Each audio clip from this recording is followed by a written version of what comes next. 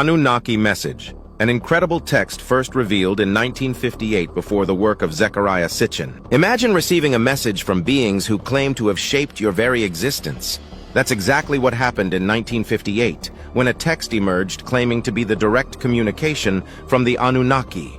In his first novel, The 12th Planet and its sequels, Zecharia Sitchin claims there is a 12th planet beyond Neptune that reaches our inner solar system once every 3,600 years. According to Sitchin, an advanced race of human-like extraterrestrials called the Anunnaki live on that planet and is the missing link in Homo sapiens evolution. Is it true? Are the Anunnaki's influences on humankind present even today? Words from the Flying Saucer magazine's November-December 1958 issue express that the ancient Anunnaki were indeed on Earth long ago. We are already here among you. Some of us have always been here with you, yet apart from watching and occasionally guiding you whenever the opportunity arose. Editor of Flying Saucer Review, Brinsley Lepore Trench, claims that this message first appeared in a 1947 edition of Fanatic Stories, written by a person using the pseudonym Alexander Blade. Interestingly, it was made publicly available only a few months after one of the most controversial UFO encounters occurred in history, the Roswell incident. The following is the text of the article, which according to many is an authentic evidence of the existence of ancient Anunnaki on Earth. We are already here among you. Some of us have always been here with you, yet apart from watching and occasionally guiding you whenever the opportunity arose. Now, however, our numbers have been increased in preparation for a further step in the development of your planet, a step of which you are not yet aware. We have been confused with the gods of many world religions, although we are not gods, but your fellow creatures, as you will learn directly before many more years have passed.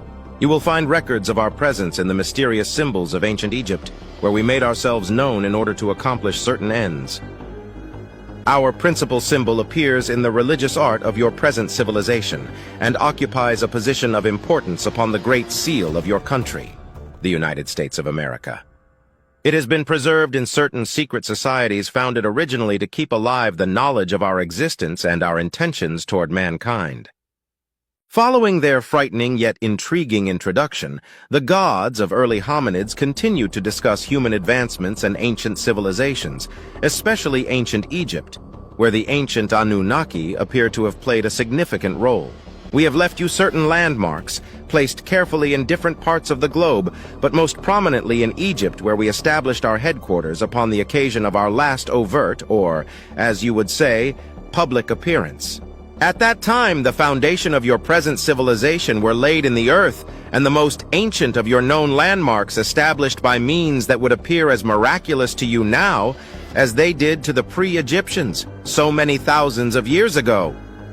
When archaeologists excavated Nineveh's ancient ruins in the mid-19th century, they were shocked to find a total of 22,000 clay tablets.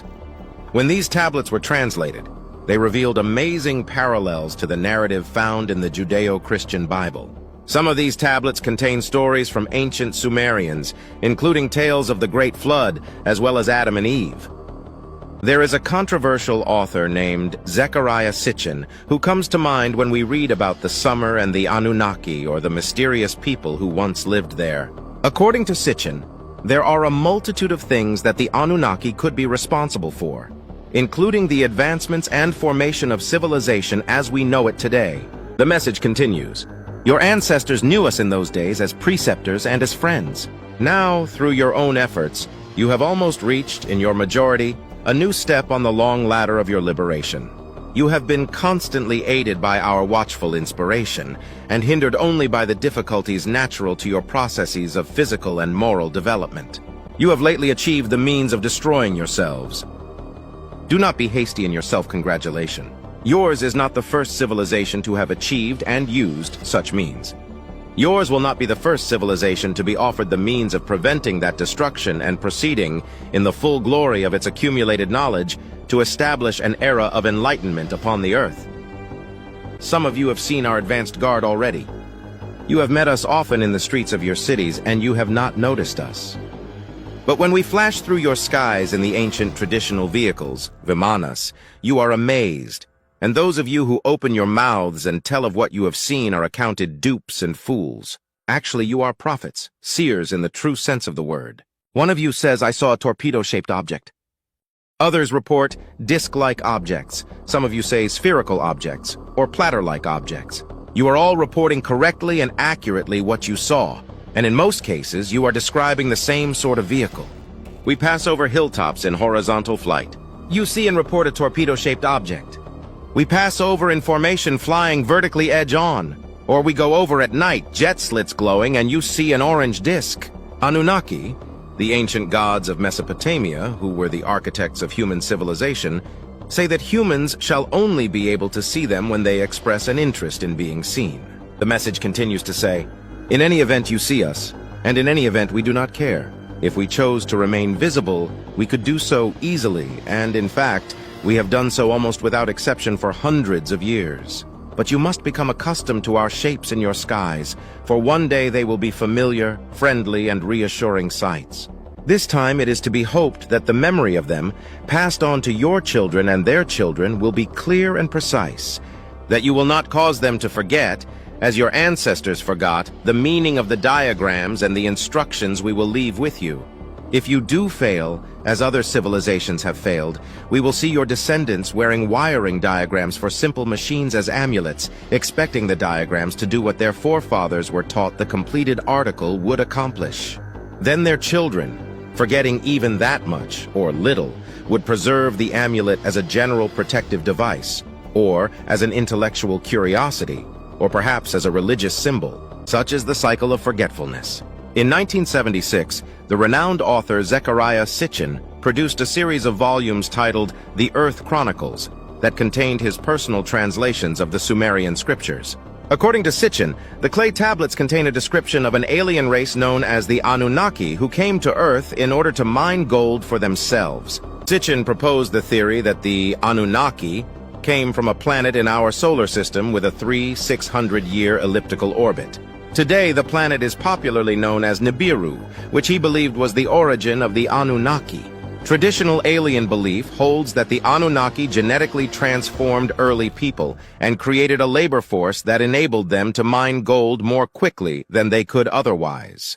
The first modern humans were created by the Anunnaki 450,000 years ago, and their first human subject was the Adamu, according to Zecharia Sitchin. They were genetically blended with the ancient people's DNA, and in this way the Anunnaki acquired a labor force which worked for the Anunnaki as they saw fit.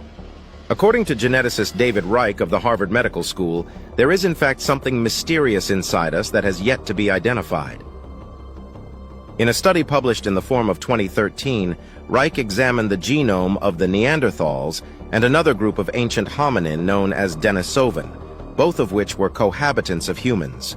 He discovered that their DNA dates back more than 400,000 years, containing an unknown ancestor, and some geneticists have concluded it as the junk DNA. But ancient astronaut theorists believe that these junk DNA might not be junk after all. According to them, DNA is a code, and just because its code has not been cracked yet doesn't mean it's actually junk. Maybe its origin is not from this world. What do you think about this? Do you still doesn't believe in this theory?